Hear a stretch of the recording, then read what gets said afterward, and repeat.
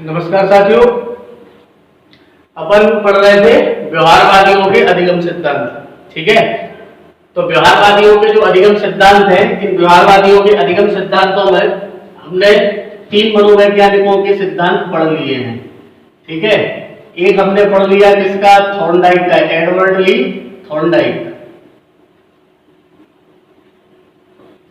ठीक है, दूसरा जो हमने पढ़ा वो हमने पढ़ा क्या, पावलोव का। और आज जो हम पढ़ने जा रहे हैं वो हम पढ़ने जा रहे हैं किसका, स्किनर का। ठीक है, तो व्यवहारवादियों के अधिगम सिद्धांतों में थॉर्नडाइक हो गया, पावलोव हो गया, स्किनर हो गया। यहां पर आपको एक बात समझना जरूरी है। हम स्किनर शुरू करें इससे पहले हमें कुछ बातों को समझना जरूरी है। जैसे पहली बात क्या है, तो पहली बात तो ये कि जो थॉर्नडाइक है, ये थॉर्नडाइक को संयोजनवाद का, दूसरी बात अनुबंधन का सिद्धांत देने का, तीसरा साहचर्य अनुबंधन सिद्धांत,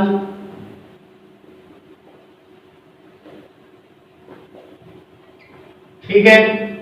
तो संयोजनवाद का इसको क्या बोला जाता है, प्रवर्तक बोला जाता है। जो व्यवहारवादी है, कि व्यवहारवादियों के सिद्धांतों को साहचर्य अनुबंधन का सिद्धांत कहा जाता है, अनुबंधन का सिद्धांत इनको कहा जाता है। दूसरी बात, थॉर्नडाइक ने जो थ्योरी दी वो थ्योरी कौन सी थी, एस आर थ्योरी। ठीक है, और अनुबंधनवादियों की जो थ्योरी है वो भी मानी जाती है क्या, एस आर थ्योरी।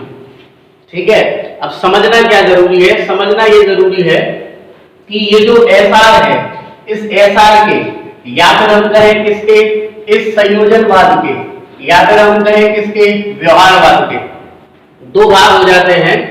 या मैं क्या कह रहा हूं, या तो एस आर के, संयोजनवाद के, व्यवहारवाद के 2 क्या नाम से भाग हो जाते हैं। एक तो वो जो परंपरागत तरीके से, ठीक है, जिनको क्या बोला जाता है, परंपरागत अनुबंधनवादी। एक को बोला जाता है क्या, परंपरागत अनुबंधनवादी। और एक इसका जो भाग है वो कहलाता है आधुनिक अनुबंधनवादी। आधुनिक अनुबंधनवादी। तो जो अनुबंधनवाद है, या जो साहचर्यवाद है, या जो संयोजनवाद है, उसके कितने भाग हो गए, 2। एक को बोला क्या, परंपरागत अनुबंधनवादी, और एक को बोला क्या, आधुनिक अनुबंधनवादी। अब इनके पीछे जो कारण था, वो कारण क्या था, वो कारण था ये एसआर थ्योरी। कारण क्या था, एसआर थ्योरी। अब ये जो एसआर थ्योरी थी, ये 2 भागों में बट गई। एक को बोला गया क्या, आर एस थ्योरी, ठीक है, और एक को बोला गया क्या, आर थ्योरी। ठीक, तो 2 भागों में बट गई, एक एस थ्योरी और एक आर थ्योरी। एस थ्योरी, अब इसमें एस क्या है, तो एस का मतलब स्टिमुलस है, उद्दीपक है, सबको पता है। और आर का मतलब क्या है, रेस्पॉन्स है, यानी अनुक्रिया है, या किसी प्राणी का व्यवहार है। अब जब एस थ्योरी की हम बात करेंगे, तो एस थ्योरी का मतलब ये होगा कि व्यवहारवाद के अंतर्गत आने वाले वे व्यवहारवादी जो अपने प्रयोगों में किसको, उद्दीपक को महत्व देंगे। जो उद्दीपक को महत्व देंगे उनको कहा जाएगा क्या, एस टाइप थ्योरी। ठीक है, मतलब एस टाइप थ्योरी के विचारक। और जो आर को इंपोर्टेंस देंगे, या हम कहें जो अनुक्रिया को महत्व देंगे, उन्हें कहा जाएगा आर टाइप के क्या, विचारक। तो यहां पर 2 भाग हो जाते हैं। तो 2 भागों में कौन कौन से हैं, तो देखो जरा, जो एस टाइप थ्योरी जो देते हैं वो 2 लोग हैं जो हमने इससे पहले पढ़ लिए हैं। कौन कौन से, पावलोव और थॉर्नडाइक। पावलोव और थॉर्नडाइक, इन दोनों को परंपरागत क्या, परंपरागत अनुबंधनवादी कहा जाता है अनुबंधनवादी, है व्यवहारवादी, लेकिन कैसे है, परंपरागत। और जिन्होंने आर टाइप थ्योरी दी वो है क्या, स्किनर। वो है क्या, स्किनर। तो ये जो स्किनर है, इस स्किनर को बोला जाता है आधुनिक अनुबंधनवादी। क्या बोला जाता है, आधुनिक अनुबंधनवादी। वादी।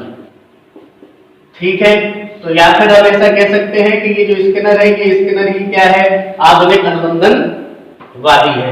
तो एक बात तो आपको ये समझना जरूरी है, ठीक है, क्या कि जो व्यवहारवादी है, इस व्यवहारवाद का जो थ्योरी है, एसआर थ्योरी, वो एसआर थ्योरी दो भागों में बढ़ गई। एक को एस टाइप क्या नाम से साइकोलॉजिस्ट कहा गया और एक को आर टाइप साइकोलॉजिस्ट कहा गया। जो एस टाइप मनोवैज्ञानिक थे, जिन्होंने उद्दीपन को सबसे ज्यादा महत्व दिया, वो थे थॉर्नडाइक और पॉवलोव। इस वजह से इन दोनों को कहा जाता है क्या, परंपरागत अनुबंधनवादी। और स्किनर जो था, इस स्किनर ने किसको, आर को ज्यादा महत्व दिया, यानी किसको ज्यादा महत्व दिया, अनुक्रिया को ज्यादा महत्व दिया। इसीलिए स्किनर को कहा जाता है क्या, आधुनिक अनुबंधनवादी। एक बात ये। दूसरी बात, यहाँ पर एक और सवाल आता है कि ये अनुबंधन है, ये अनुबंधन क्या है, ये तो अपन समझा चुके कि अनुबंधन क्या है।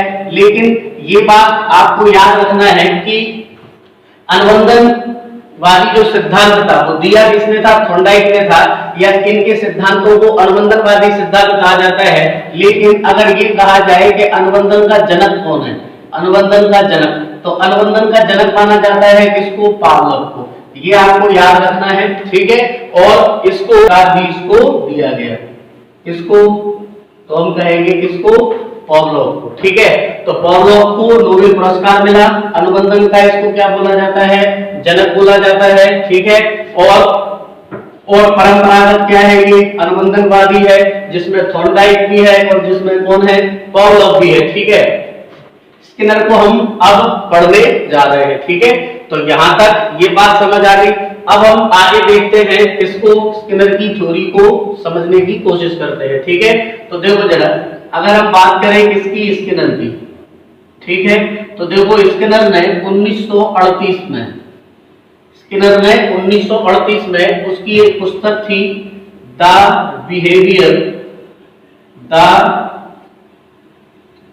Behaviour of organism, the behaviour of organism, ठीक है। इस पुस्तक में, इसमें सही डाल देना, इस पुस्तक में खुल दूं मैं, 1938 में द बिहेवियर ऑफ ऑर्गेनिज्म क्या नाम से पुस्तक में इसने प्रकाशन किया, किसका, अपने प्रयोग का।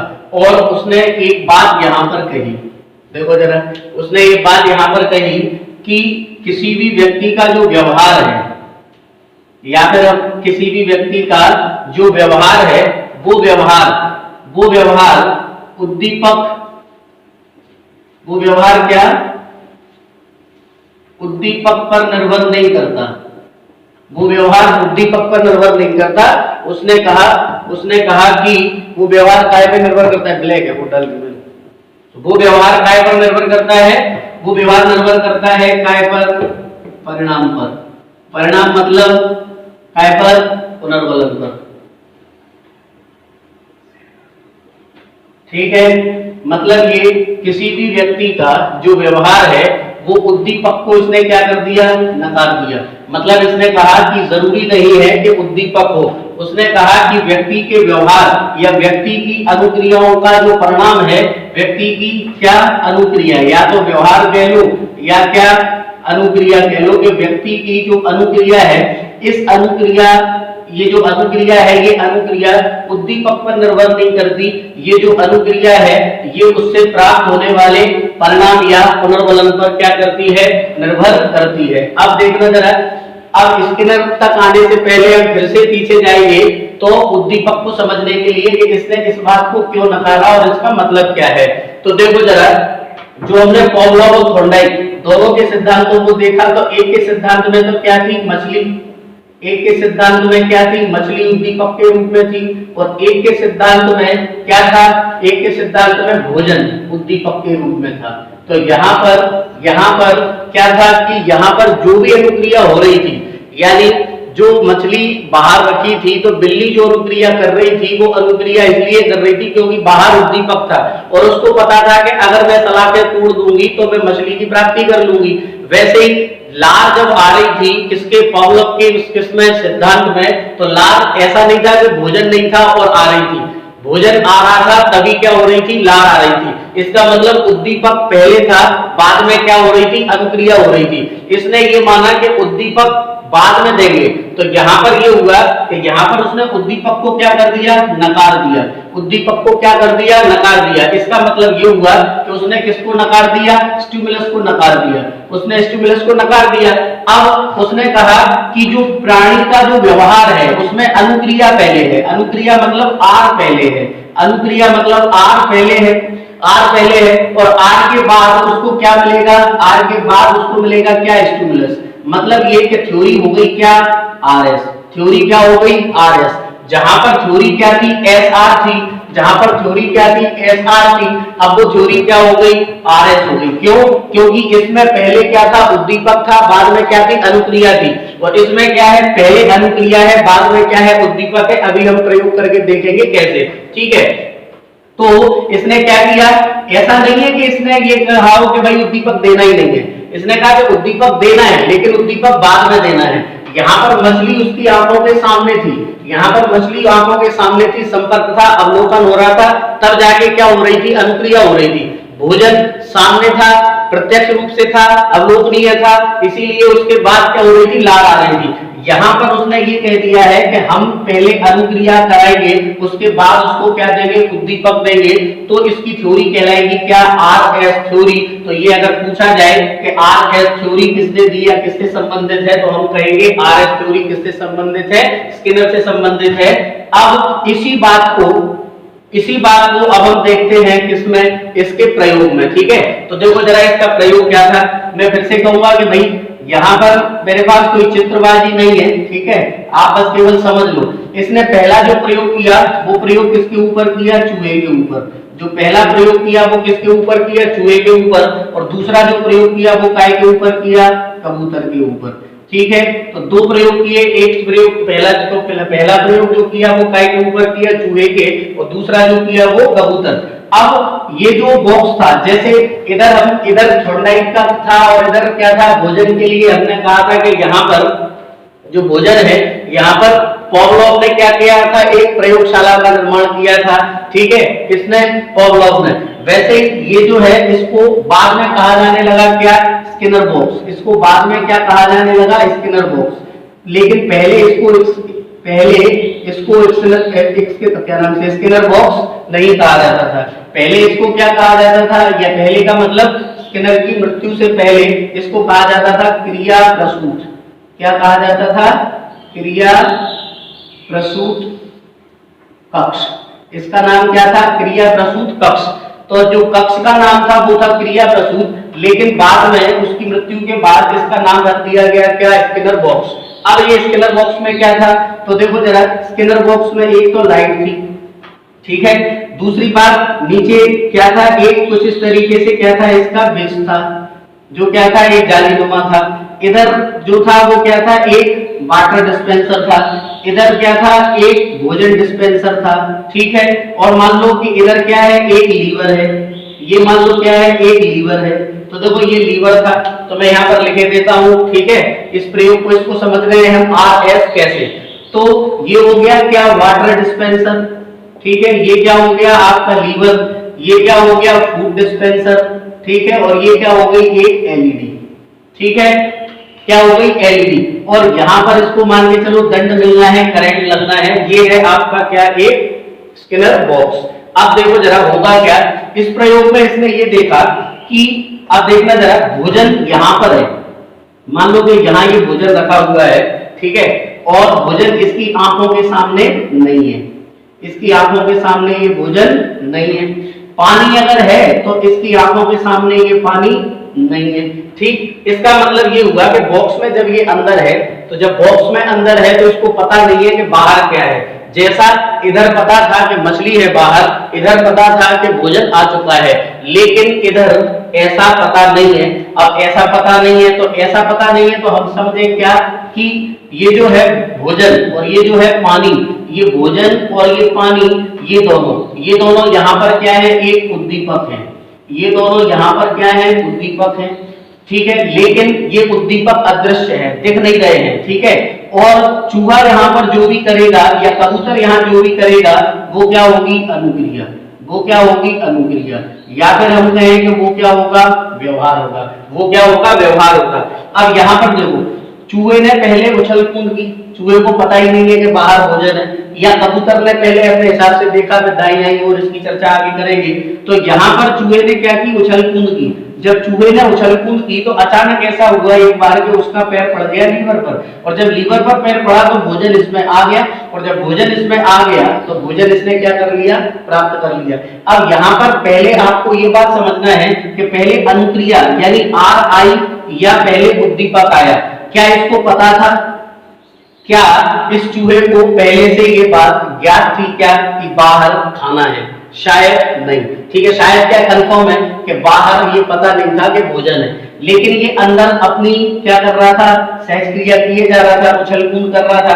अब ये उछल कूद कर रहा था, अचानक लीवर पे पैर आता है और यहाँ पर खाना आ जाता है और ये भोजन कर लेता है। ठीक, दूसरी बात, अगर ये गलत अनुक्रिया करता है तो इसको झटका लगता है। ठीक है, इसको झटका लगता है, वो क्या हो जाएगा, वो क्या हो जाएगा, वो इसको एक दंड हो जाएगा। अब यहाँ पर एक बात समझना कि अब पहले हमारे पास आर आया, उसके बाद आर की वजह से क्या आया, एस आया। इसीलिए इस थ्योरी को कहा गया क्या, आर एस थ्योरी। इसीलिए इसको क्या कहा गया, आर एस थ्योरी।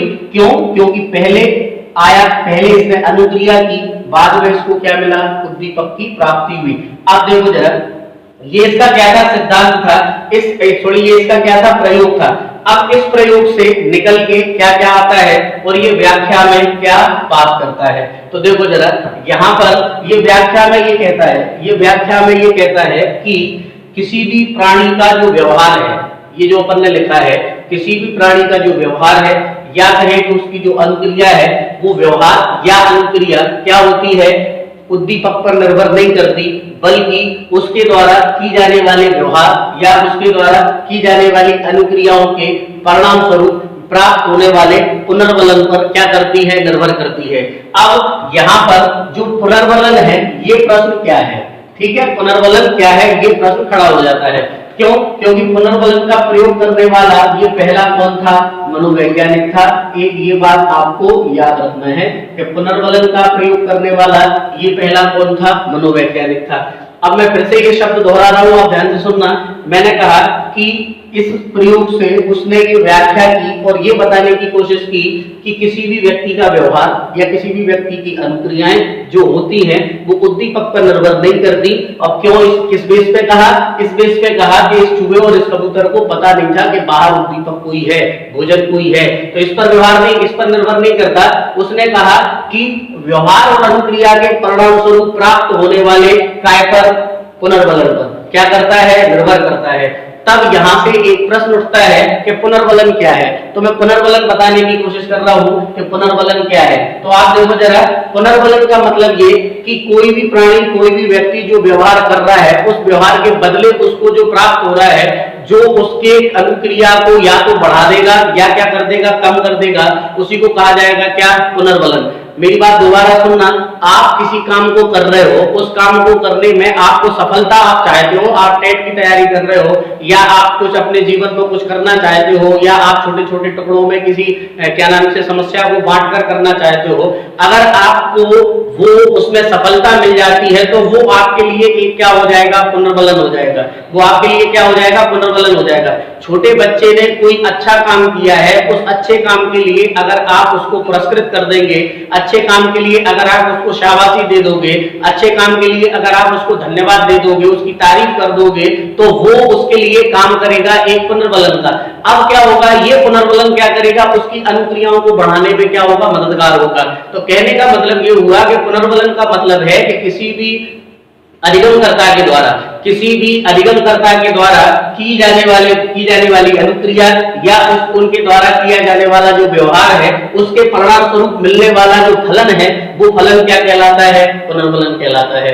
और ये पुनर्बलन का प्रयोग करने वाला पहला मनोवैज्ञानिक था कौन, स्किनर। यहाँ तक बात क्लियर। अब देखो जरा, अब यहाँ पर हमें ये दो चीजें और समझना है, क्या कि स्किनर ने ये व्यवहार और अनुक्रियाओं को दो भागों में बांटा है और मुख्य रूप से पुनर्बलन को भी क्या किया है, दो भागों में बांटा है। तो पहले हम इनको समझे लेते हैं, किसको, व्यवहार और अनुक्रिया, और नहीं कहेंगे व्यवहार या अनुक्रिया को। ठीक, तो देखो जरा, इसने दो तरीके के व्यवहार और अनुक्रियाओं को बांटा दो भागों में। एक को बोला इसने क्या, अनुक्रियात्मक, एक को क्या बोला, अनुक्रियात्मक, और एक को बोला क्या,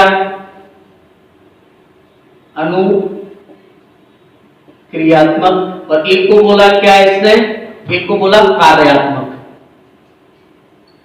ठीक है, एक को बोला क्या, अनुक्रियात्मक, और एक को बोला क्या, कार्यात्मक।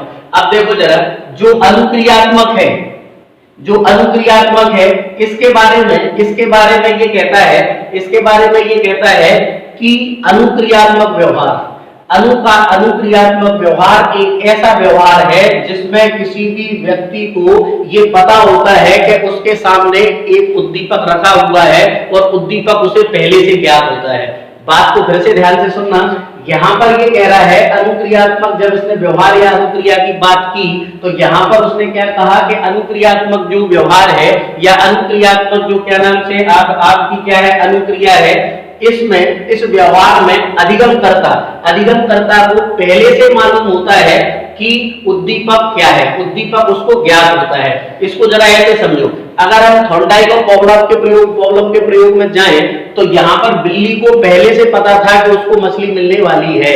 ठीक है, यहाँ पर पॉवलोव के प्रयोग में जाएं तो उसको पहले से पता था, कुत्ते को लार आ रही थी तो लार को पता था कि अब उसको क्या मिलने वाला है, भोजन मिलने वाला है। तो कहने का मतलब ये हुआ कि अनुक्रियात्मक जो व्यवहार है वो अनुक्रियात्मक व्यवहार पहले से ज्ञात उद्दीपकों पर आधारित होता है।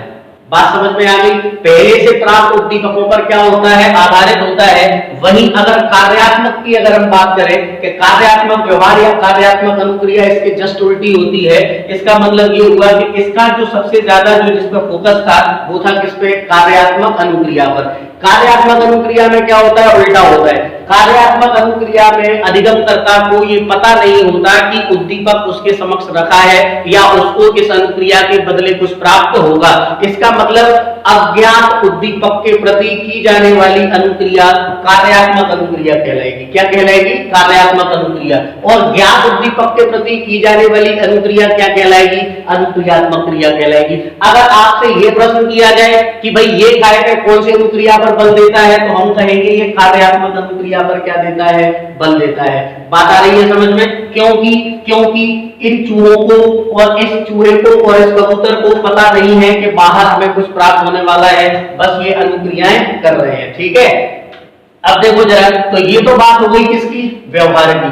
ठीक है, अब देखना जरा, यहाँ पर एक शब्द और है क्या, उद्दीपक। तो ये अलग से भी आपसे नाम पूछा जा सकता है। क्या आपसे ये पूछा जा सकता है, एक नाम हो सकता है उद्दीपन अनुक्रिया। क्या, उद्दीपन अनुक्रिया। और एक हो सकता है क्रिया प्रसूत अनुक्रिया। अब देखना जरा, ये शब्द अलग है, केवल आपको इसको समझना है ध्यान से। ठीक है, ये थोड़ा बड़ा है, स्किनर इसलिए बड़ा है क्योंकि इसको सर्वश्रेष्ठ क्या माना जाता है, सिद्धांत माना जाता है। किसके अंदर, व्यवहारवादी अधिगम के जितने सिद्धांत हैं उनमें सर्वश्रेष्ठ सिद्धांत माना जाता है किसका, स्किनर का। देखो जरा, अब यहाँ पर मैंने फिर से दो शब्द लिखे। क्या, एक तो लिखा उद्दीपक अनुक्रिया और एक लिखा क्या, क्रिया प्रसूत अनुक्रिया। अब उद्दीपक अनुक्रिया का सिद्धांत और एक क्रिया प्रसूत। अब यहाँ पर याद रखना है कि अनुक्रिया का मतलब क्या है, ये तो आपको पता है, उद्दीपक के प्रति की जाने वाली अधिगमकर्ता की क्रियाएं क्या कहलाती हैं, अनुक्रिया कहलाती हैं। अब यहाँ पर एक शब्द लिखा है उद्दीपन अनुक्रिया। इसका मतलब ये हुआ कि ये कैसी है, अनुक्रियात्मक व्यवहार है। मतलब उद्दीपन अनुक्रिया एक कैसा है, एक अनुक्रियात्मक व्यवहार है। अनुक्रियात्मक व्यवहार का मतलब मैंने तुम्हें बता दिया। तो इसका मतलब ये हुआ कि उद्दीपक जब पहले से पता था, इस वजह से होने वाली क्रिया तो कहलाती है क्या, उद्दीपक अनुक्रिया। और क्रिया प्रसूत, यहाँ पर ये शब्द याद रखना है, प्रसूत। प्रसूत का मतलब होता है उत्पन्न होना। प्रसूत का मतलब क्या होता है? उत्पन्न होना। ठीक, तो देखो जरा यहां पर ये शब्द है क्या? उत्पन्न होना। तो क्रिया प्रसूत अनुक्रिया का मतलब हुआ क्रिया से उत्पन्न होने वाली अनुक्रिया। बात आ रही है समझ में? क्रिया से उत्पन्न होने वाली अनुक्रिया। और अनुक्रिया किसको कहते हैं? उद्दीपक के प्रति। हालांकि ये बात और है कि इसको पता नहीं है कि इसको कुछ प्राप्त होगा, लेकिन उत्पन्न हो गई कैसे? क्रिया से। क्या? एक अनुक्रिया, जो अनुक्रिया क्या करवा देगी? उद्दीपक की यानी चूहे को भोजन की क्या करा देगी? प्राप्ति। इसीलिए इसको क्या कहा जाता है? क्रिया प्रसूत अनुक्रिया भी कहा जाता है। तो अगर आपसे शब्द घुमा के भी अगर इस तरीके से पूछा जाए कि उद्दीपक अनुक्रिया क्या है, तो हम कहेंगे कि ज्ञात उद्दीपक के प्रति अधिगमकर्ता के द्वारा की जाने वाली जो क्रिया है वो कहलाती है क्या? अनुक्रिया। और क्रिया प्रसूत अनुक्रिया का मतलब क्या है? तो प्रसूत का मतलब उत्पन्न होता है, तो क्रिया से उत्पन्न होने वाली अनुक्रिया। और अनुक्रिया अपने आप में वो है जो अधिगम जो उद्दीपक के प्रति की जाए। तो इसलिए इसका एक सिद्धांत का एक नाम और आ जाता है क्या? क्रिया प्रसूत अनुबंधन का सिद्धांत। ये दूसरा कारण है किसका? ये दूसरा नाम है। RS बोले या क्रिया प्रसूत बोले तो इसके सिद्धांत को क्रिया प्रसूत सिद्धांत भी कहा जाता है। तो हम कहेंगे कि क्रिया प्रसूत का सिद्धांत किसने दिया? तो हम कहेंगे कि भाई क्रिया प्रसूत का सिद्धांत किसने दिया? तो हम कहेंगे स्किनर ने दिया। तो क्रिया प्रसूत क्यों कहा जाता है? ये बात समझ में आ गई। दूसरी बात, अब देखो जरा, तो ये तो इसने क्या किया? दो भागों में बांट दिया। किसको? व्यक्ति के व्यवहार को या व्यक्ति की अनुक्रिया को। ठीक है, अब बात आ जाते हैं, हम आते हैं किसमें? पुनर्वलन पर। तो इसने पुनर्वलन को भी क्या किया? दो भागों में विभाजित किया। अब देखो जरा पुनर्वलन को दो भागों में कैसे विभाजित किया? एक को इसने कहा सतत पुनर्वलन, एक को इसने क्या कहा? सतत पुनर्वलन। ठीक, और एक को इसने कहा क्या? आंशिक पुनर्वलन। ठीक है, एक को इसने बोला सतत पुनर्वलन और एक को इसने बोला क्या? आंशिक पुनर्वलन। ठीक, एक है सतत पुनर्वलन, एक है क्या? आंशिक पुनर्वलन। इसने दो भागों में इस पुनर्वलन को बांटा है। ठीक है, सतत पुनर्वलन का मतलब है किसी भी क्रिया के तुरंत बाद मिलने वाला क्या है? ये पुनर्वलन है। इसने पुनर्वलन पर जोर दिया। इसका क्या मतलब है? इसका मतलब ये कि ये पहले कह चुका है कि परिणाम अगर अच्छे होंगे तो व्यक्ति अपनी अनुक्रियाओं को और ज्यादा करेगा, बेहतर अच्छी करने की कोशिश करेगा। तो आप सतत पुनर्वलन का मतलब है हमेशा मिलने वाला क्या? पुनर्वलन। और आंशिक पुनर्वलन का मतलब है कि ये क्या होगा? टुकड़ों में मिलेगा क्या? आंशिक पुनर्वलन। और इन दोनों में अगर आपसे पूछा, अब देखो आंशिक जो पुनर्वलन है, इस आंशिक पुनर्वलन को उसने फिर क्या किया? दो भागों में विभाजित किया। एक को किया किसमें? आनुपातिक आंशिक पुनर्वलन, और एक इसने किया किसमें? अंतराल आंशिक पुनर्वलन। मतलब दो भागों में विभाजित कर दिया। एक क्या? आंशिक पुनर्वलन को दो भागों में बांट दिया। एक तो आनुपातिक आंशिक पुनर्वलन और दूसरा क्या? आपका अंतराल पुनर्वलन। आनुपातिक पुनर्वलन, अब देखो ये जो आनुपातिक पुनर्वलन है, ये आनुपातिक पुनर्वलन, ध्यान से सुनना जरा, यहां से ये प्रश्न आपसे पूछा जाएगा तो कंफ्यूज हो जाओगे, इसलिए मैं कह रहा हूं बड़े ध्यान से सुनना। आनुपातिक जो पुनर्वलन है और जो अंतराल पुनर्वलन है, ये भाग है किसके? आंशिक पुनर्वलन के। आंशिक पुनर्वलन का मतलब है कि इसमें क्या होगा? इसमें आपको हमेशा क्या नाम से पुनर्वलन दिया जाएगा, और आंशिक पुनर्वलन में कुछ के बाद पुनर्वलन होगा और कुछ के बाद पुनर्वलन नहीं होगा। कुछ के बाद का मतलब है कुछ अनुक्रियाओं के बाद पुनर्वलन दिया जाएगा, कुछ अनुक्रियाओं में पुनर्वलन नहीं दिया जाएगा। सतत का मतलब है कि हमेशा क्या दिया जाएगा? पुनर्वलन दिया जाएगा। अब इस आंशिक पुनर्वलन को दो भागों में बांट दिया, एक आनुपातिक पुनर्वलन और एक अंतराल पुनर्वलन। आनुपातिक जो पुनर्वलन है, ये किसी भी अधिगमकर्ता के द्वारा की जाने वाली अनुक्रिया में क्या होता है? की जाने वाली कैसी? वांछित अनुक्रिया। शब्द याद रखना है, कैसी अनुक्रिया? वांछित अनुक्रिया। तो वांछित अनुक्रिया की संख्या के आधार पर, मतलब इसमें क्या होती है? संख्या निश्चित होती है। मतलब आनुपातिक जो पुनर्वलन होगा, जैसे मान के चलो मैंने 10 काम आपने मुझे करने को दिए और मैंने 10 कामों को क्या कर दिया? अच्छे तरीके से कर दिया, या मान लो 7 कामों को अच्छे से किया, तो जो वांछित मुझे करना था, आप मुझे सिखाना चाह रहे थे, आप मुझसे जो करवाना चाह रहे थे, तो मैंने आपकी उम्मीदों पर खरा उतरा 7 किस्में क्या नाम से अधिगम, आप जो मुझे सिखाना चाह रहे थे वो 7 चीजें मैं सीख चुका और 3 चीजें मैंने नहीं सीखी। तो यहाँ पर एक संख्या मुकर्रर हो गई कि भाई 7 चीजें मैंने क्या कर ली है, सीख ली है, 7 चीजों में अधिगम कर लिया है। तो आप मुझे क्या दोगे, संख्या के रूप में क्या दोगे, पुनर्बलन दोगे। और अंतराल पुनर्बलन जो होता है ये निर्भर करता है किस पर, समय पर। ये किस पर निर्भर करता है, समय पर। मतलब इसमें संख्या मैटर नहीं करेगी, किसके अंदर, तो संख्या मैटर नहीं करेगी किसमें, अंतराल पुनर्बलन में, क्योंकि ये इंटरवल से मिलने वाला क्या है, आपका ये पुनर्बलन है, रिइंफोर्समेंट है। यहाँ पर जो आनुपातिक पुनर्बलन है, तो आनुपातिक पुनर्बलन आपको याद रखना है। प्रश्न अगर आपसे ये पूछा जाए कि संख्यात्मक पुनर्बलन का क्या है, तो हम कहेंगे एक प्रकार का क्या है, आनुपातिक क्या नाम से पुनर्बलन है, और ये काय का भेद है आंशिक पुनर्बलन का। अब देखो फिर से देखो जरा, अब ये जो संख्यात्मक जो पुनर्बलन है, इस संख्यात्मक पुनर्बलन को और इसको अंतराल पुनर्बलन को, या कहें कि आनुपातिक पुनर्बलन को या अंतराल पुनर्बलन को क्या किया, 2 भागों में और बांट दिया। 2 भागों में और बांट दिया। एक को बोला गया निश्चित, एक को क्या बोला गया, निश्चित, ठीक है, निश्चित आनुपातिक आंशिक पुनर्बलन, और दूसरे को क्या बोला गया, अनिश्चित आनुपातिक आंशिक पुनर्बलन। निश्चित, इसका मतलब क्या हुआ, एफ यानी फिक्स, ठीक है। तो इसमें क्या है, एफ आर इसको बोला जाता है, ये फिक्स है, और इसको वेरिएबल बोला जाता है, वी आर बोला जाता है।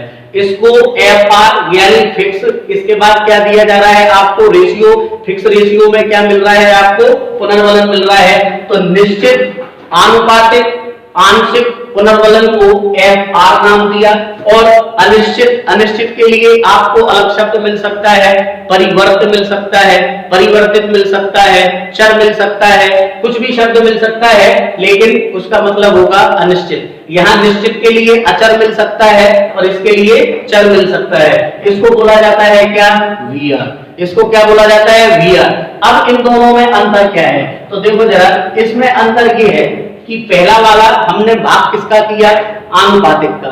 आनुपातिक निर्भर काय पर करता है, संख्या पर। मतलब ये कि जब संख्या निश्चित कर दी जाए कि हम आपको 4 काम करने के बदले पुनर्बलित करेंगे, मतलब ये मान लो कि आपने मुझे 10 काम दिए और 10 कामों में आपने पहले से, आपने मुझे बताया नहीं है, आपने पहले से क्या कर रखा है, फिक्स कर रखा है, या फिर मुझे बता भी दिया कि तुम 4 काम करोगे तब हम आपको टॉफी देंगे। तो मतलब क्या है कि आपने ये फिक्स कर रखा है, आपने ये क्या कर रखा है, फिक्स कर रखा है कि हम आपको कब क्या करेंगे, पुरस्कृत करेंगे। तो उसे कहा जाएगा, तो इसमें संख्या आपने निश्चित क्या की है, संख्या, मेरे द्वारा की जाने वाली अनुक्रियाओं की आपने संख्या निश्चित कर रखी है, तो उसको फिक्स रेशियो में आप मुझे क्या दोगे, पुनर्बलन दोगे। तो इसको कहा जाता है क्या, निश्चित आनुपातिक आंशिक पुनर्बलन। और अनिश्चित या वेरिएबल जो रेशियो में दिया जाएगा वो क्या होगा, वो तय है कि इसमें संख्या निश्चित नहीं होगी, इसमें संख्या निश्चित नहीं होगी। अब समय की बात आती है, तो समय को भी क्या किया गया, 2 भागों में बांटा गया। मतलब समय का मतलब जो अंतराल पुनर्बलन है इसको भी 2 भागों में बांट दिया।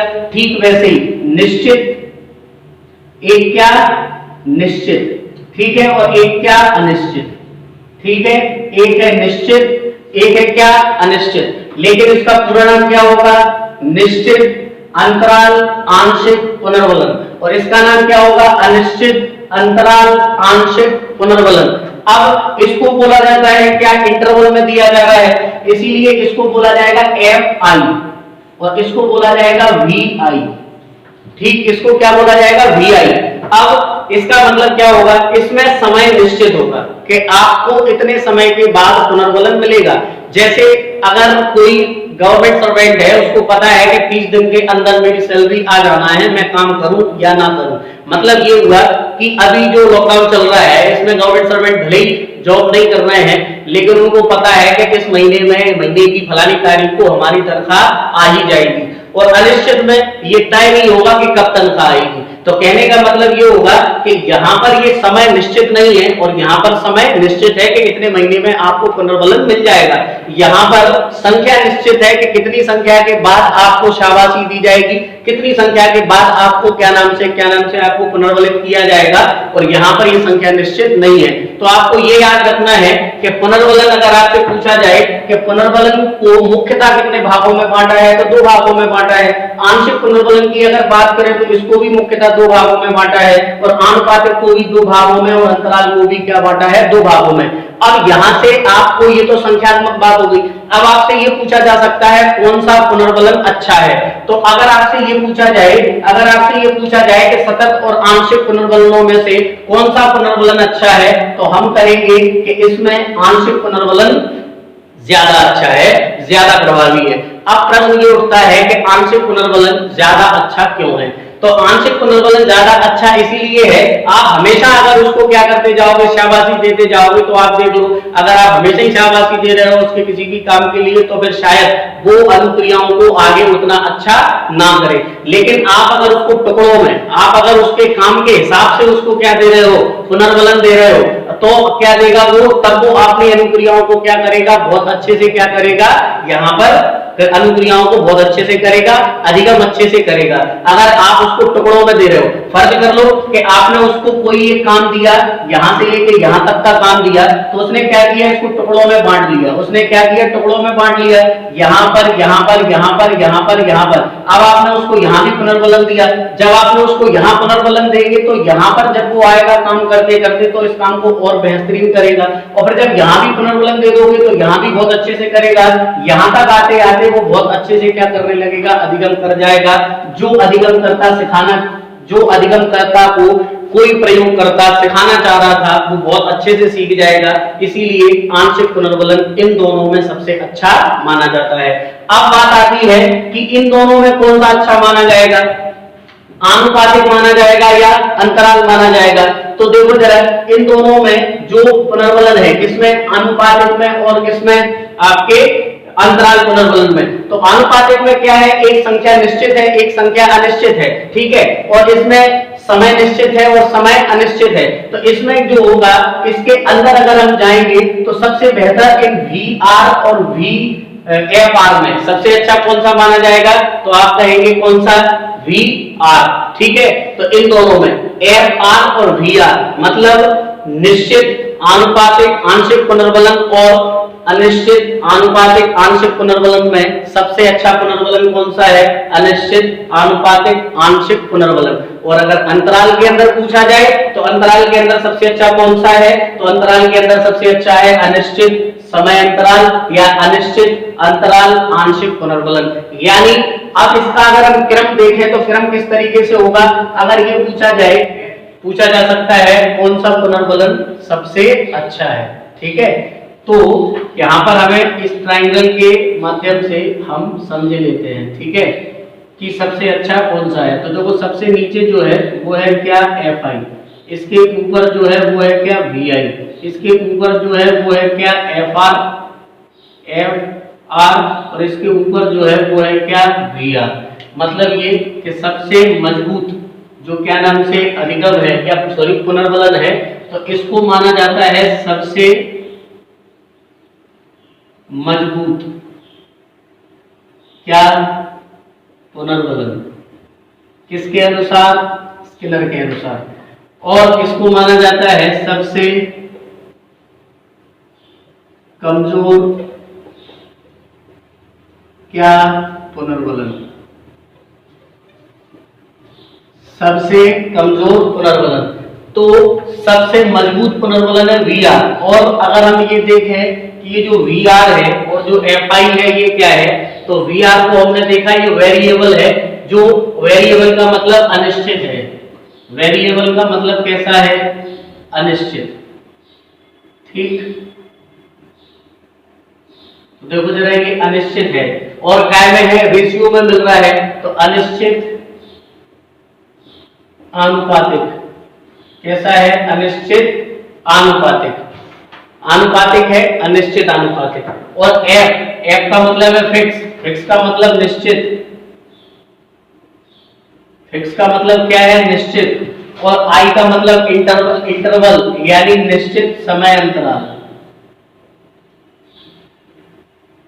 निश्चित समय अंतराल पुनर्बलन मतलब ये हुआ कि अब आपको एक बात क्लियर हो जाना चाहिए क्या, कि अगर आपसे इन चारों में से पूछा जाए कि कौन सा पुनर्बलन सबसे अच्छा है, सबसे मजबूत है, तो आप कहोगे वीआर। अगर हिंदी में पूछा जाए तो निश्चित आनुपातिक। और अगर इधर सबसे कमजोर पूछा जाए तो आप कहोगे एफआई, और एफआई का मतलब है निश्चित समय अंतराल। निश्चित समय अंतराल। तो ये तो बात हो गई आनुपातिक और समय अंतराल वाली। अब अगर ये पूछा जाए कि जो आंशिक है, जो आंशिक है और जो क्या है आपका आनुपातिक है, इस तरीके से अगर क्रम पूछा जाता है आपसे, तो देखो जरा सबसे ऊपर कौन सा आता है? आनुपात। एक तो आया क्या? एक है क्या आपके पास? सतत पुनर्बलन। सतत पुनर्बलन। और एक है आपके पास क्या? आंशिक पुनर्बलन। एक है क्या आपके पास? आंशिक पुनर्बलन। ठीक है। अब देखो जरा इन दोनों में से अगर सबसे अच्छा पूछा जाए आपसे कि इन दोनों में से सबसे अच्छा कौन है, तो सबसे अच्छा कौन है? आंशिक पुनर्बलन। अब आंशिक पुनर्बलन के अंदर सबसे अच्छा कौन है, तो कौन सा है? निश्चित आनुपातिक। क्यों? क्योंकि इस आंशिक पुनर्बलन के ही क्या है, ये दो भाग हैं। तो हम कहेंगे कि सबसे अच्छा आंशिक पुनर्बलन। आंशिक पुनर्बलन के बाद अगर अंदर पूछा जाए तो सबसे अच्छा निश्चित आनुपातिक पुनर्बलन, और सबसे कमजोर। अब यहाँ पर प्रश्न ये उठता है कि ये जो है ये सबसे कमजोर क्यों है, और ये उठता है कि भाई ये सबसे क्या नाम से मजबूत क्यों है। तो देखो जरा इसका कारण क्या है। इसका कारण ये है कि यहाँ पर मैंने कहा कि आप अगर सरकारी सर्वेंट हो, आपको ये पता है कि भाई मुझे कितने समय के बाद तो पुनर्बलन मिल ही जाना है, तो फिर आप अपनी क्रियाओं को, अनुक्रियाओं को उतने अच्छे से नहीं करोगे। और जब आपको पता नहीं है कि कहाँ आपको क्या मिल जाए, तब कहा जाएगा कि आप क्या करोगे? बहुत अच्छे से क्या करोगे? अभिगम करोगे। जैसे आप सिंपल ही समझ लो, ठीक है, कि आप किसी रास्ते से जा रहे हो और आपको पता हो कि भाई इस रास्ते पर हमें सर मिलेंगे, या इस रास्ते पर राहों में उनसे मुलाकात हो गई और जिससे डरते थे वही बात हो गई। तो मतलब राहों में तुम जा रहे थे और आपको मतलब डर डर के जा रहे थे, लेकिन जब आप रास्ते में जाओगे और आपको पता होगा कि यहाँ इस रास्ते में कहीं भी कोई भी हमें मिल सकता है, तो आप पूरे रास्ते को बहुत अच्छे से कवर करोगे। लेकिन आपको अगर ये पता हो कि इस रास्ते के केवल कितने समय के बाद हमें फला व्यक्ति मिलेगा, तो आप अपनी जो आदर्श अनुक्रियाएं होंगी उन अनुक्रियाओं को आप केवल उस घर तक या उस जगह तक या उस व्यक्ति तक अच्छा करोगे, और उसके बाद शायद आप अच्छा ना करो। तो जब आपको ये पता हो कि भाई हर कदम पर कोई कातिल है, कहां जाए कोई, तो आप हर कदम पर संभल के चलोगे, क्योंकि पता नहीं है कब आपके साथ क्या हो जाए, चूक हो जाए। लेकिन आपको पता हो कि भाई अब आपका रास्ता बढ़िया है, तो आप क्या हो जाते हैं? बेफिक्र हो जाते हैं। तो कहने का मतलब ये कि जब अनिश्चित होता है तो पता नहीं है कब आपको बहुत अच्छा पुनर्बलन मिले, इसीलिए आप क्रियाओं को अच्छे से करते हैं, अनुक्रियाओं को। तो ये वाला क्या नाम से पुनर्बलन बहुत अच्छा माना जाता है। और इन दोनों में जो सबसे अच्छा माना जाता है स्किनर के अनुसार, वो आंशिक पुनर्बलन है। ठीक है, तो यहां तक बात समझ आ गई। अब आगे देखो जरा, यहां पर अभी भी पूरा नहीं हुआ है स्किनर, ठीक है, यहां तक ये बात आप समझ गए होंगे पुनर्बलन को लेके। अब एक प्रश्न यहां पर उठता है कि पुनर्बलन क्या क्या कर सकता है। तो इस पुनर्बलन को इसके अलावा भी दो भागों में बांटा गया है। एक को बांटा गया है किसमें? सकारात्मक पुनर्बलन, और एक को बांटा गया है क्या? नकारात्मक पुनर्बलन। क्या? एक को बांटा गया है सकारात्मक पुनर्बलन और एक है क्या? नकारात्मक पुनर्बलन। जो आप देखना जरा, ये जो पुनर्बलन है, ये पुनर्बलन यहाँ पर क्या कर रहा है? अनुक्रिया की संभावना को बढ़ा रहा है।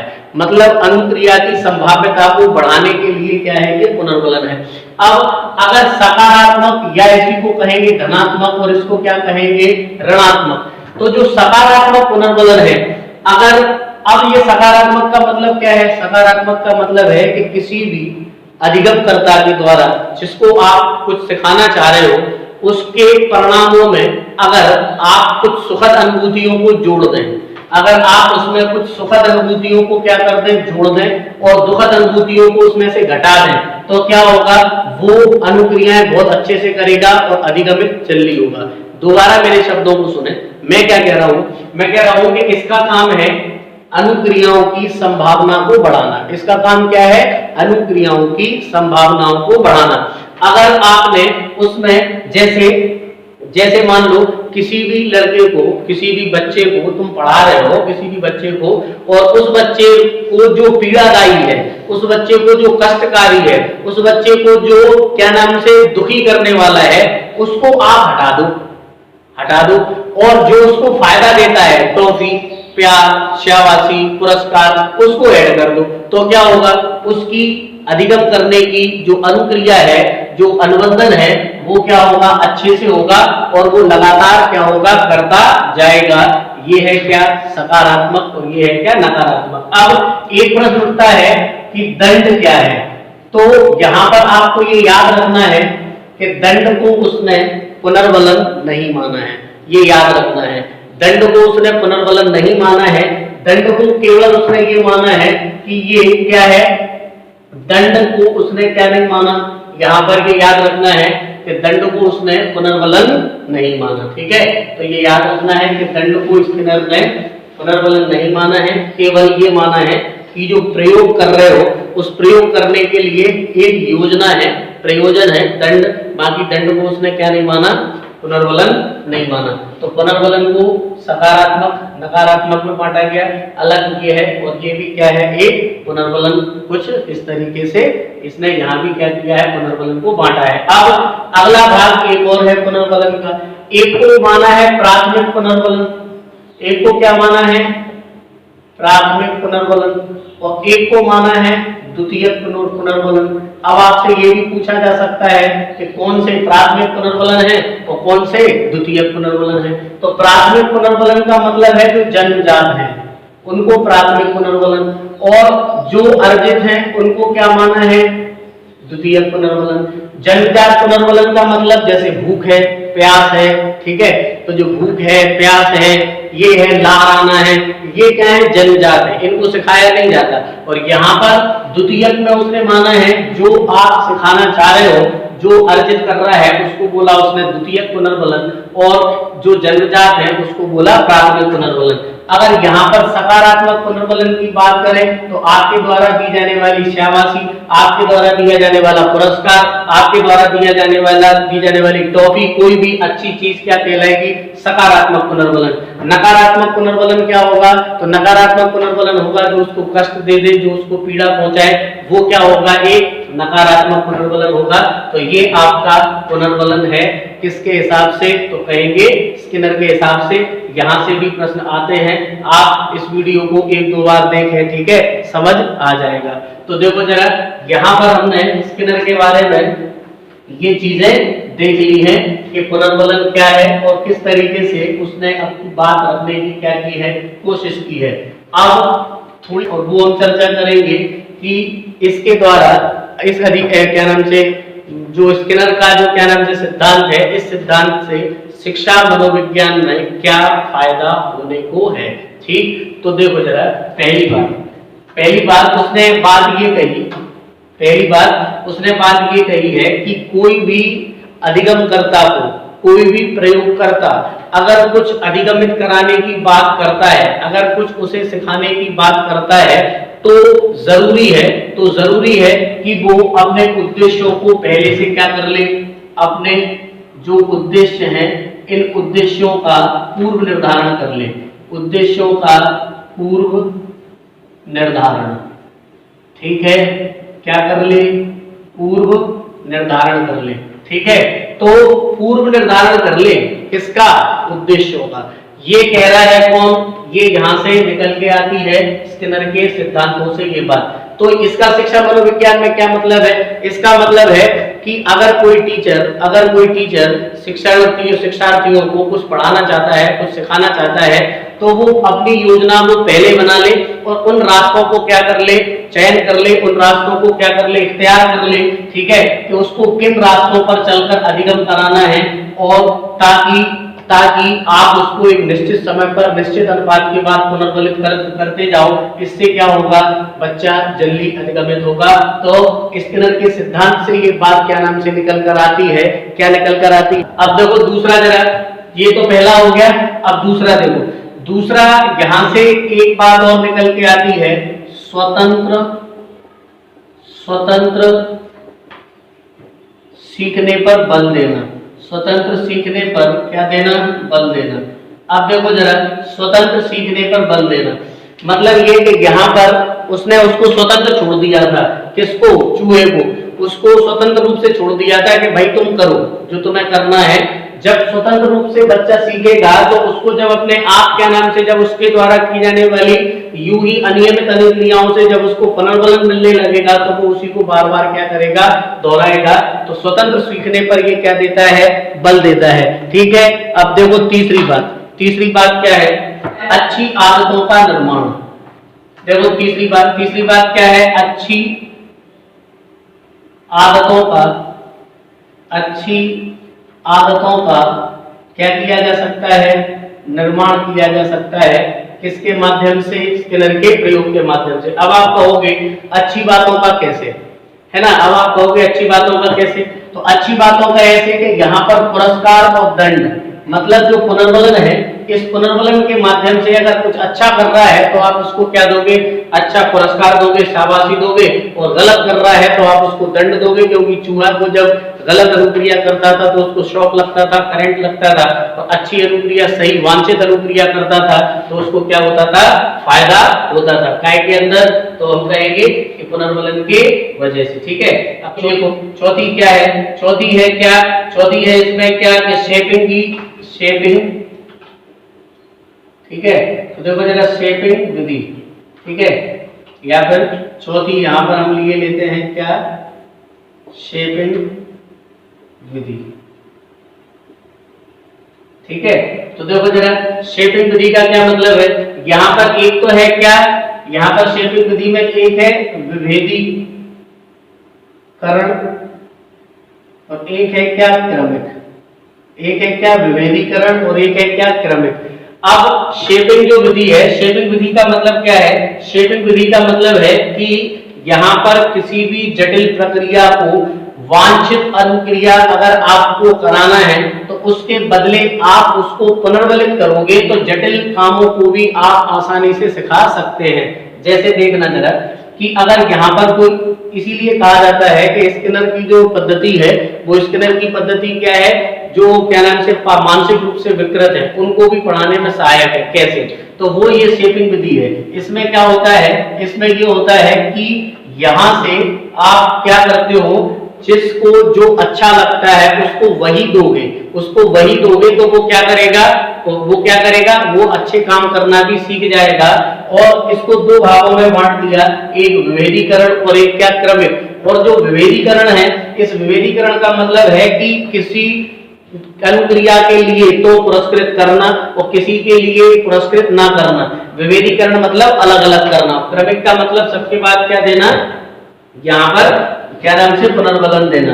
अगला है क्या, अगला है कार्य क्रमिक शिक्षण।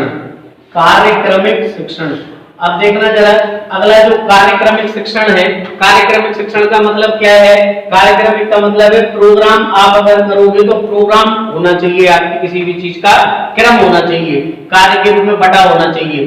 तो इसको उसने क्या किया है, 3 चरणों में बांटा है। जैसे सबसे पहले, और इसी को क्या बोला जाता है, शिक्षण मशीन बोला जाता है। ये आपसे पूछा जा सकता है कि शिक्षण मशीन जो है, इस शिक्षण मशीन का प्रतिपादन किस सिद्धांत के थ्रू हुआ है, तो आप कहोगे स्किनर के सिद्धांत के थ्रू हुआ है। ठीक, तो देखो पहला है इसमें क्या, कि जो आप जानकारी देना चाह रहे हो उसको टुकड़ों में बांटना। उसको क्या करना, टुकड़ों में बांटना। ठीक है, दूसरा, बच्चे ने जो अच्छा किया है उसे तत्काल क्या देना, पुनर्बलन देना। उसे तत्काल क्या देना, पुनर्बलन देना। जो तीसरा है, बच्चों को अपनी गति से बच्चों को अपनी गति से सीखने देना। ठीक है, तो इन तीनों को कहा जाता है क्या? शिक्षण मशीन। ठीक है, इसको नाम दिया गया है शिक्षण मशीन। और भांसल पद्धति का उसने इसी वजह से निंदा की है। उसने ये कहा है कि इसके अंदर कार्यक्रमित शिक्षण जो है वो किस वजह से है? स्किनर की वजह से है, जिसमें उसने कहा कि पहले आप टुकड़ों में बांटो। ठीक है, टुकड़ों में बांटकर आप क्या करो? अपने पाठ्यक्रम को पूरा कराओ। दूसरा उसने कहा है कि जो बच्चा विशुद्ध जो क्या नाम से अनुक्रिया करता है उसको पुनर्बलन दो और उसको उसकी गति से क्या करने दो? सीखने दो। ठीक है, उसको उसकी गति से सीखने दो। इसको कहा जाता है क्या? कार्यक्रमित क्या कहा जाता है? शिक्षण कहा जाता है। तो अच्छी आदतों के निर्माण में सहायक है। स्वतंत्र सीखने पर बल दिया जा सकता है। उद्देश्य क्या नाम से? उद्देश्य का पूर्व से क्या होना चाहिए? निर्धारण होना चाहिए। अब एक और बात है यहाँ पर जो हमें देखना है वो है क्या? वांछित जो अनुक्रिया है उस वांछित अनुक्रिया को सिखाने में भी ये क्या है? सहायक है। ठीक है, तो इस तरीके से हमने देखा कि स्किनर ने ये बताया कि पहले से उद्देश्यों का निर्धारण कर लेना चाहिए, बच्चे को स्वतंत्र रूप से सीखने पर बल देना चाहिए, अच्छी आदतों का निर्माण किया जा सकता है। शेपिंग विधि में विभेदीकरण और क्रमिक है, जिसके माध्यम से आप विकृत मनुष्य को भी पढ़ा सकते हैं, शब्दों का भंडारण करा सकते हैं, आप पहाड़े याद करा सकते हैं। ठीक है, आप अधिक से अधिक शब्दावलियों को याद करा सकते हैं स्किनर के मतलब इससे सिद्धांत के आधार पर ये देखा। अब कुछ नाम और हैं, जैसे हमने देखा कि अभी एक नाम हमने कहा क्रिया प्रसूत का सिद्धांत या क्रिया प्रसूत अनुबंधन का सिद्धांत इसी को कहा जाता है या RS थ्योरी कहा जाता है। इसका अगला नाम है उत्सर्जित अनुक्रिया का सिद्धांत। क्या? उत्सर्जित अनुक्रिया का सिद्धांत। इसी का है साधनात्मक अनुक्रिया का सिद्धांत। इसी का नाम है नैमित्तिक अनुक्रिया का सिद्धांत। अब ये साधनात्मक कहे जाने का कारण, नैमित्तिक कहे जाने का कारण या उत्सर्जित का कहे जाने का कारण क्या है? नैमित्त का मतलब होता है इंस्ट्रूमेंट। इंस्ट्रूमेंट का मतलब क्या हुआ कि जो प्रयोज्य है, जिसके लिए आपने प्रयोग किया है किसी भी, इसने किसको किया था? चूहे को। तो जिसके लिए आपने प्रयोग किया है और आप उसकी अनुक्रिया के माध्यम से पुनर्बलन से संबंध स्थापित कराओगे तो वो अनुक्रियाएं एक निमित्त हैं, एक क्या है? इंस्ट्रूमेंट्स हैं। इसीलिए तो इसे नैमित्तिक अनुबंधन का सिद्धांत कहा जाता है। निमित्त को साधन कहते हैं, इसी वजह से साधनात्मक अनुबंधन का सिद्धांत कहा जाता है। और जो कहा जाता है उत्सर्जित अनुक्रिया का सिद्धांत, तो वो इसीलिए क्योंकि उत्सर्जन हुआ है काय से? क्रिया से, काय का अधिगम का, इसीलिए कहा जाता है उत्सर्जित अनुक्रिया का सिद्धांत। एक बात मुझे और याद आ रही है, ठीक है, वो और देख लो कि यहाँ पर हमने जो पहले उसको देखा था ना, किसको? पावलोव को। तो पावलोव को देखा था कि पावलोव का जो सिद्धांत है, जो पावलोव का सिद्धांत है, वो पावलोव का सिद्धांत क्या था? थॉर्नडाइक के साहचर्य स्थानांतरण के सिद्धांत के क्या था? करीब था। और ये नियम जो उसने दिया था थॉर्नडाइक वाले सिद्धांत में, आप देख लेना। तो साहचर्य स्थानांतरण का जो उसने नियम दिया था गौण नियमों में शामिल है ये, तो उसके करीब था पावलोव का सिद्धांत। और इधर अगर हम बात करें किसकी? स्किनर की। इधर अगर हम बात करें किसकी? स्किनर की। तो स्किनर का जो नियम है वो थॉर्नडाइक के प्रभाव के नियम, किसके? थॉर्नडाइक के प्रभाव के नियम पर क्या है? आधारित है। ठीक है, तो ये बात आप और देख लेना, आपसे पूछा जा सकता है कि थॉर्नडाइक का नियम काय पर आधारित है? तो प्रभाव के नियम पर आधारित है। और इसने पुनर्बलन को क्या माना है? महत्वपूर्ण माना है। पुनर्बलन को क्या माना है? महत्वपूर्ण। किसकी जगह पर महत्वपूर्ण माना है? तो उद्दीपक की जगह पर इसने क्या माना है कि पुनर्बलन महत्वपूर्ण है। ठीक है, तो ये किसने माना? स्किनर ने माना। हालांकि पूरे व्यवहारवादी मानते हैं, लेकिन अगर ये बात आप और याद रखना कि स्किनर प्रभाव के नियम पर क्या है? आधारित है। और ये दोनों जो नियम है, साहचर्य वाला और ये दोनों किसके हैं? थॉर्नडाइक के हैं। ये दोनों किसके हैं? थॉर्नडाइक के हैं। ठीक है, तो ये बात और याद रखना। ठीक है।